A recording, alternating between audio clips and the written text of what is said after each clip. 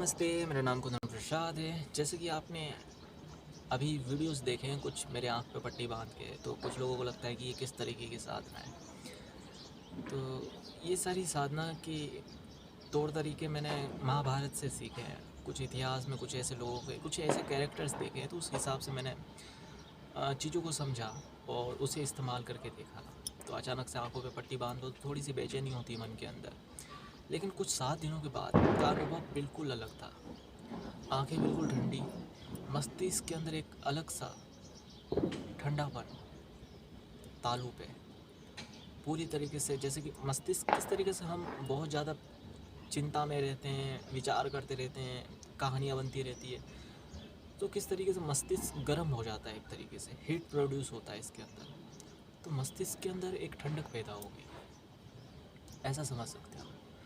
तो मस्तिष्क के अंदर एक ठंडक पैदा हुई, आँखों में ठंडक। और जब मैंने पट्टी खोली तो हर चीज़ की मैं बारीकियाँ देख पा रहा हूँ। जैसे कि आपने कोई कैमरा यूज़ किया हो, फ़ोन का कैमरा, उससे आपने फ़ोटो क्लिक खींची, और आपने एक 10 लाख के कैमरे से फ़ोटो खींची, दोनों में डिफरेंस होगा, दोनों में फ़र्क आएगा, है कि नहीं।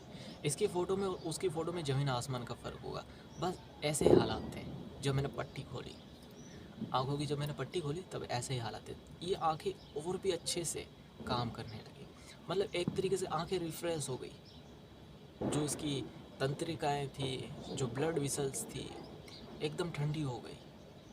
जब हमारा दिमाग गर्म होता है ना, तो हमें चीज़ें नज़र नहीं आती। जब हम क्रोध में आते हैं, गुस्सा करते हैं, तो हमें पता नहीं होता है हम क्या कर रहे हैं। हम चीज़ों को पटकते हैं, तोड़ देते हैं, किसी पे हाथ उठा देते हैं। तो ऐसी परिस्थितियाँ होती। बाद में हम शांत होते तो हमें पता चलता है ऐसा नहीं करना चाहिए था। तो हमारा जो ब्रेन का सिस्टम होता है ना, ये एक स्तर पे ठंडा पड़ता है ना। ऐसा नहीं कि फ्रीज़र में अपनी गर्दन डाल दो तो प्रॉब्लम वो ठंडक अलग चीज़ है। लेकिन ये जो फ्रेशनेस आती है ना मस्तिष्क के अंदर, आँखों के अंदर, इससे दुनिया और भी ज़्यादा खूबसूरत लगने लगती है। 7 दिनों की साधना थी, सिंपल सी, मैंने करके देखी और मैंने आपको अनुभव बता दिया। अब इस तरीके की साधना है ना, पहले के समय लोगों ने करने की कोशिश की। अब क्यों करने की कोशिश की, इसके पीछे का रीज़न बता देता हूँ। जो हमारी सिक्स सेंस है ना, छठी इंद्री, इसको काफ़ी लोग जोर ज़बरदस्ती करके हासिल करना चाहते हैं। अब ये सिक्स सेंस की जो ऊर्जा है ना, जो पावर क्षमता है ना, ये एक तरीके से ये हर रास्ता आपको बता देगा। अगर आपको प्राइम मिनिस्टर बनना है तो कैसे रास्तों से गुजर के जाना पड़ेगा, इसे पता है।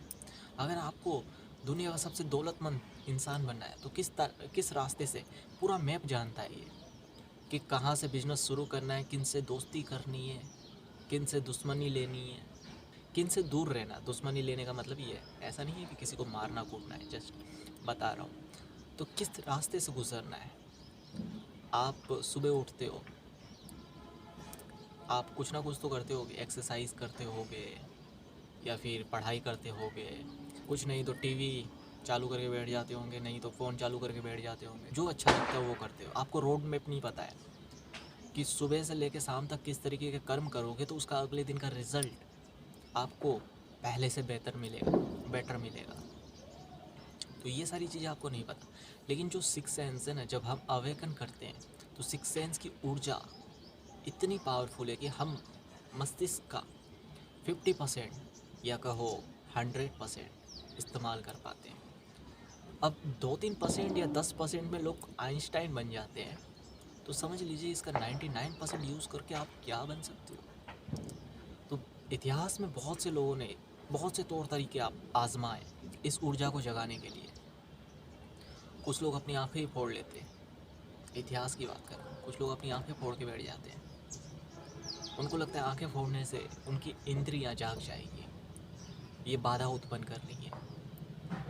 आज के समय में कुछ भारत के कुछ ज्ञानी पुरुष कहते हैं कि वासना के वजह से उन्होंने अपनी आंखें फोड़ दी, स्त्री की मोह में ना फंसे इसलिए उन्होंने अपनी आंखें फोड़ दी। तो लोग उनको परमात्मा समझते हैं कि देखो कितने महान गुरुजन रह चुके हैं, कि वासना से दूर हट के उन्होंने अपनी आंखों को ही फोड़ दिया, कि ना रहेंगी आंखें, ना उठेगी अंदर की वासना।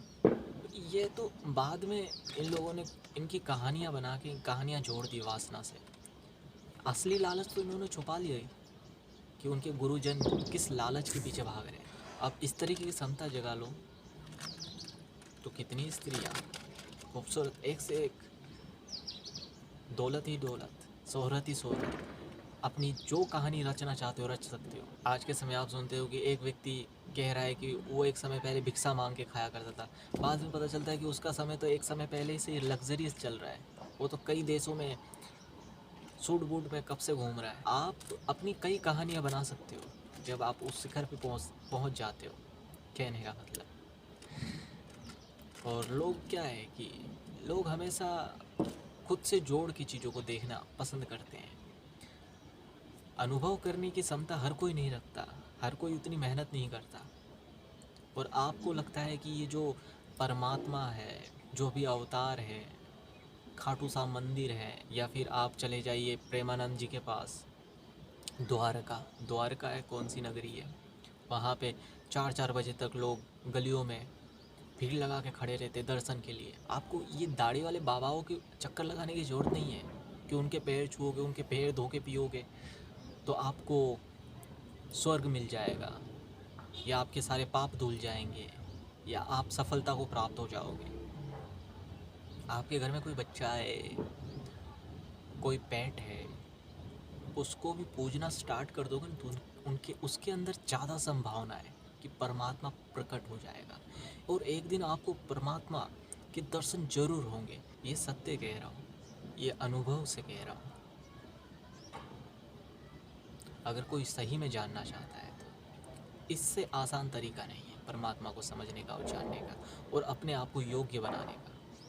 एकलव्य ने बिना गुरु की सिर्फ मूर्ति से, उनकी छाया भर से, उनकी ज्ञान की छाया भर से अपने आप को योग्य बना लिया।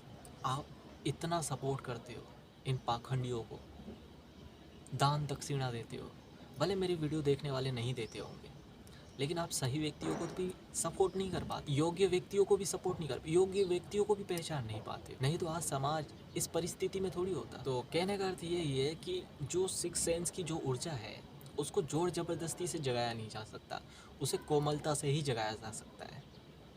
और कोमलता कैसे आती है? सही ज्ञान से, सत्य से। और ये सत्य का ज्ञान कौन जानता है? जिसने अनुभव किया है। आप चाहें तो मेरे और भी वीडियोस हैं, आप चेक कर सकते हैं, उसमें बहुत सी टेक्निक्स बताई है। आप चाहें तो उसका इस्तेमाल करके अपने जीवन में परमात्मा को, दिव्य ऊर्जा को, या फिर किसी भी तरीके की योग्यता को जगा सकते हो।